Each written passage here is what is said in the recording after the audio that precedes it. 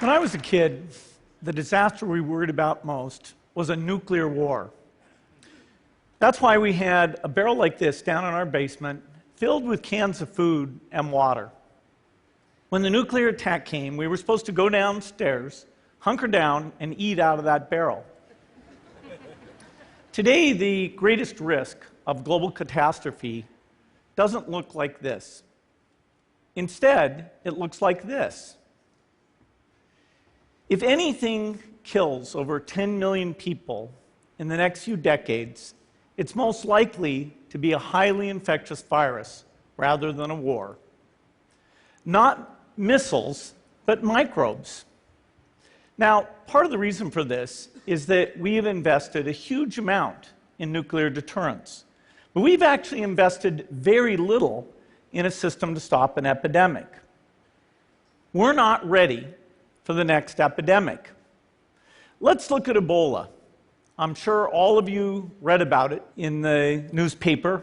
Lots of tough challenges. I followed it carefully through the case analysis tools we use to track polio eradication. And as you look at what went on, the problem wasn't that there was a system that didn't work well enough. The problem was that we didn't have a system at all. In fact, there are some pretty obvious key missing pieces. We didn't have a group of epidemiologists ready to go who would have gone, seen what the disease was, see how far it had spread. The case reports came in on paper. It was very delayed before they were put online, and they were extremely inaccurate. We didn't have a medical team ready to go. We didn't have a way of preparing people. Now, Médecins Sans Frontières did a great job orchestrating volunteers, but even so, we were far slower than we should have been getting the thousands of workers into these countries. And a large epidemic would require us to have hundreds of thousands of workers. There was no one there to look at treatment approaches, no one to look at the diagnostics, no one to figure out what tools should be used. As an example, we could have taken the blood of survivors, processed it, and put that plasma back in people to protect them. But that was never tried. So there was a lot that was missing, and these things are really a global failure. The WHO is funded to monitor epidemics, but not to do these things I talked about. Now in the movies, it's quite different. There's a group of handsome epidemiologists ready to go. They move in, they save the day, but that's just pure Hollywood.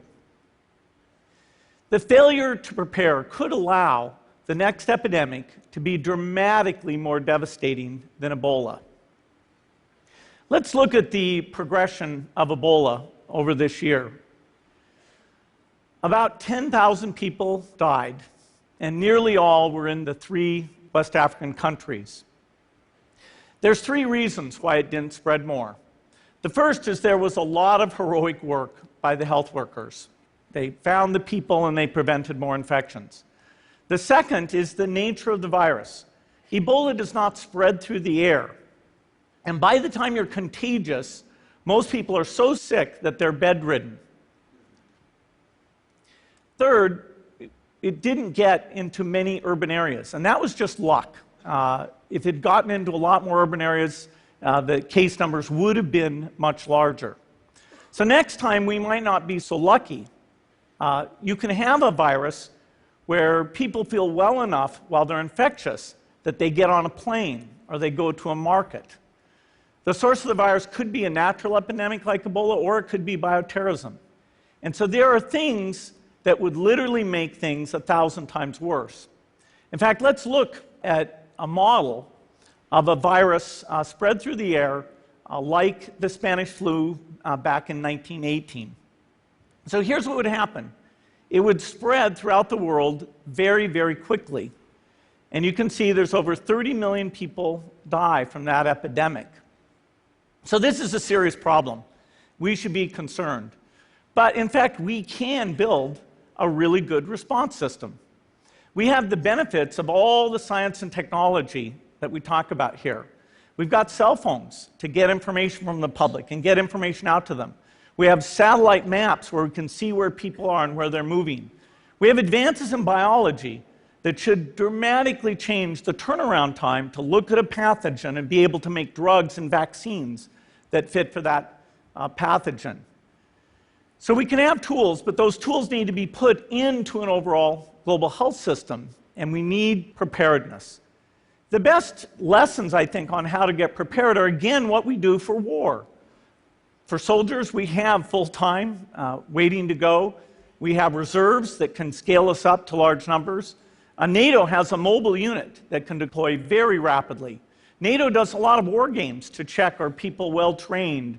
Do they understand about fuel and logistics and the same radio frequencies? So they are absolutely ready to go. So those are the kinds of things we need to deal with an epidemic. What are the key pieces? First is we need strong health systems in poor countries. That's where mothers can give birth safely, kids can get all their vaccines, but also where we'll see the outbreak very early on. We need a medical reserve corps, lots of people who've got the training and background who are ready to go with the expertise. And then we need to pair those medical people with the military, taking advantage of the military's ability to move fast, do logistics, and secure areas. We need to do simulations, germ games, not war games, so that we see where the holes are. The last time a germ game was done in the United States was back in 2001, and it didn't go so well. So far, the score is germs 1, people 0. Finally, we need lots of advanced R&D in areas of vaccines and diagnostics. There are some big breakthroughs, like adeno-associated virus, that could work very, very quickly. Now, I don't have an exact budget for what this would cost, but I'm quite sure it's very modest compared to the potential harm.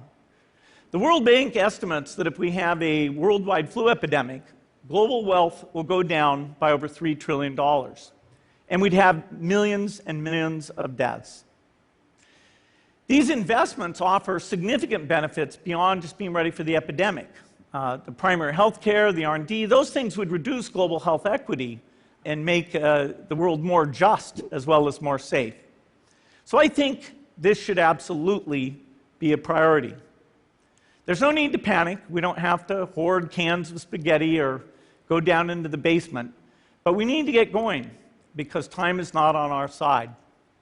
In fact, if there's one positive thing that can come out of the Ebola epidemic, it's that it can serve as an early warning, a wake-up call to get ready. If we start now, we can be ready for the next epidemic. Thank you.